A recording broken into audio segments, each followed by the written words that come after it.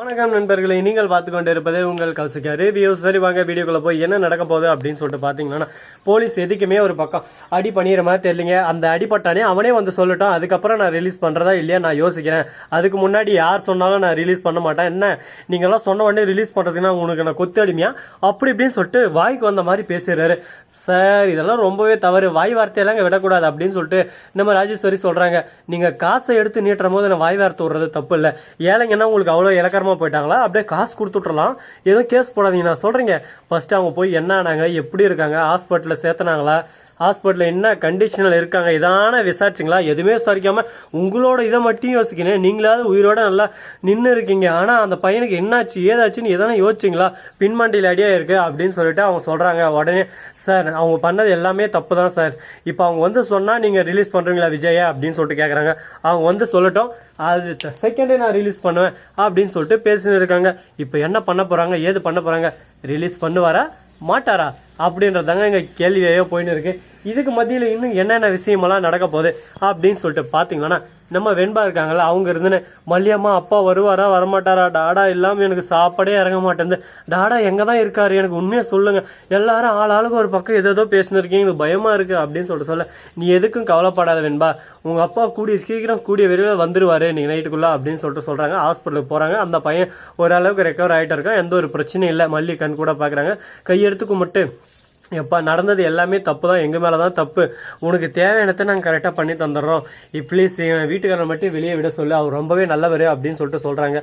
உடனே அதை கேட்டதான் அவன் வந்து ஒரு பக்கம் ஃபர்ஸ்ட் சவுண்ட் விடுறான், என்ன உங்க இஷ்டத்துக்கு நீங்க இடிச்சுட்டு அது இப்படி அப்படி நீங்க உன்னை ஆம்புலன்ஸ்ல ஏத்தனத்துலேருந்து அங்கே காசு கொட்டினதுலேருந்து எல்லாமே அவரு தான். இன்னொன்று வேலை வாங்கி தரேன்னெல்லாம் சொல்லியிருக்காரு. அவர் பண்ண தப்பு தான், தப்புன்னு சொல்ல, தப்புக்கு லஞ்சம் இல்லது, அவர் பண்ண தப்பை திருத்தியதுக்கான ஒரு சான்ஸாக அவர் பார்க்குறாரு அப்படின்னு சொல்லிட்டு அழகாக எடுத்து வைக்கிறாங்க. கொஞ்ச நேரம் இருந்து நீங்கள் சொல்கிறது ஓகே தான் மேடம், எனக்கும் எந்த பிரச்சனை இல்லை, எனக்கும் எதுவும் வேணாம் விடுங்க காசெல்லாம், நான் வந்து எல்லாம் உண்மையாக அங்கே சொல்லி அவங்கள வெளியே விட சொல்கிறேன் அப்படின்னு சொல்லிட்டு அங்கே வந்து எனக்கு எந்த பிரச்சனை இல்லை, நான் நல்லா தான் இருக்கேன், அவரை ரிலீஸ் பண்ணுறேங்கன்னு சொல்லிட்டு சொல்கிறாங்க.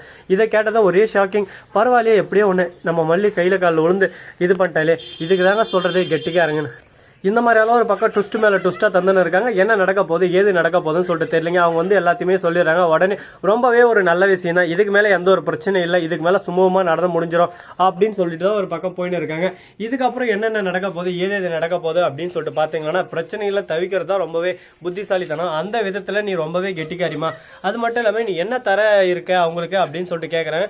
சார் என்னால் முடிஞ்சது எல்லாமே நான் அவங்களுக்கு உதவுறதுக்கு நான் தயாராக இருக்கேன், அவங்களுக்கு வேலை இல்லைன்னு சொன்னாங்க, வேலை இல்லாமல் கஷ்டப்பட்டு இருக்கேன், அதுக்கான வேலையை நான் ரெடி பண்ணிட்டேன், டீ கேண்டீன் நாங்கள் வச்சு தர போறோம் அப்படின்னு சொல்லிட்டு சொல்றாங்க. இதை கேட்டது ரொம்பவே சந்தோஷமா, எப்படியோ ஒன்று உன்னால ஒரு பையன் வாழ்க்கை நல்லா இருக்குல்ல, நான் அதை தான் சொன்னேன், நீங்க வந்து எனக்கு லஞ்சம் தர வேணாம், அந்த பையனுக்கு அவனுக்கு மேல நீங்க தேவையில்லாம ஒரு இடிச்சு அவனை ரொம்ப காயப்படுத்தி அவன் என்ன கிரிட்டிக்கல் இருக்கான்னு சொல்லிட்டு தெரியாம வந்த உடனே இவ்வளோ காசு தரேன் என் தம்பியை விட்டுருங்கன்னு சொல்லிட்டு இந்த அம்மா பண்ணதே எனக்கு ரொம்பவே இரிட்டேட் ஆயிடுச்சுமா, அதனால தான் நான் கொஞ்சம் கோவப்பட்டேன், மன்னிச்சிருங்க, நீங்க இவ்வளோ நல்லவளா தெரிஞ்சிருந்தா நான் அப்பவே இதை சுமூகமா நானே முடிச்சுட்டு இருப்பேன் அப்படின்னு சொல்லிட்டு சொல்றாங்க.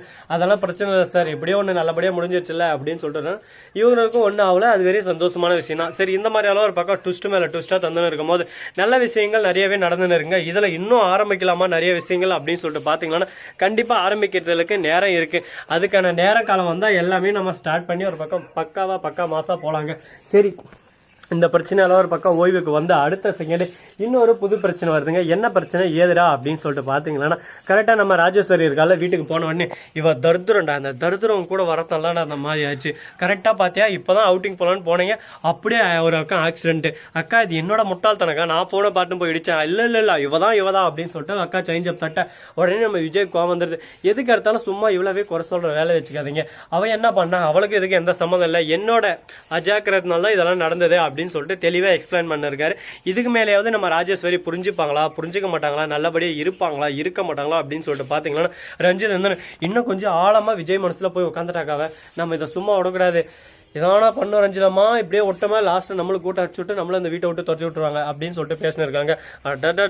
என்னடா உலக மகா நடிப்புரா டேய், என்னமா நடிக்கிறாங்க பாத்தீங்களாங்க, இந்த மாதிரி நடிக்கிறதுக்கெல்லாம் ஆஸ்கர் அவார்டு அந்த அவார்டு இந்த அவார்டுன்னு சொல்லிட்டு எல்லாத்தையும் சேர்த்து வச்சு கொடுக்கலாம்னா பாத்துங்களேன், அந்த அளவுக்கு பர்ஃபெக்டா நடிக்கிறாங்க ஒரு பக்கம். சரி நடிங்கடா, எவ்வளவோ வாழ்க்கையில நடிப்பா பார்த்தாச்சு, இதெல்லாம் ஒரு நடிப்பா நடிச்சுக்கோடா அப்படின்னு சொல்லிட்டு விடவும் முடியாம ஒரு பக்கம் போகவும் முடியாம ஒரு பக்கம் முட்டுக்காட்டியா தான் நின்று இருக்கு. சரி பாத்துக்கலாம் அப்படின்னு சொல்லிட்டு ஒரு பக்கம் போயின்னு இருக்க. இதுக்கு மேல என்னென்ன நடக்க போகுது ஏது நடக்க போகுது அப்படின்னு சொல்லிட்டு சொல்லிட்டு பார்த்தீங்கன்னா நம்ம வெண்பா குட்டி இருக்காங்களா அவங்க இருந்து செம்ம கியூட்டுங்க. ஏன் எதனாலன்னு சொல்லிட்டு பார்த்தீங்கன்னா நம்ம விஜய்க்கு எல்லாமே பாசிட்டிவாக பண்ணுறாங்க, பாசிட்டிவாக தான் நடந்துன்னு இருக்கு. இதுக்கு நடுவில் இன்னும் எதனா ட்விஸ்ட்டு தரப்போகிறாங்களா அப்படின்னு சொல்லிட்டு பார்த்தீங்கன்னா எந்த ஒரு ட்விஸ்ட்டும் தர மாட்டாங்க. இனிமேல் எந்த ஒரு பிரச்சனையும் இல்லை, எல்லாமே நமக்கு ஃபேவராக தான் நடக்க போகுது. ஸோ நண்பர்களே, இந்த வீடியோ உங்களுக்கு பிடிச்சிருந்தா லைக் பண்ணுங்கள், கமெண்ட் பண்ணுங்கள், ஷேர் பண்ணுங்கள், டிண்டிங் பெல்லை தட்டி விட்டு போங்க. அப்போ தான் நாம் போகிற அடுத்த வீடியோ உங்களுக்கு உடனுக்குடன் நோட்டிஃபிகேஷனில் வந்து கொண்டே இருக்கும். மிக்க நன்றி. தேங்க்ஸ் ஃபார் வாட்சிங். டாடா சியூ. நன்றி, வணக்கம், வந்தனம், வருக தருக. டாடா, பாய் பாய், சியூ. நன்றி, வணக்கம், வந்தனம், வருக தருக.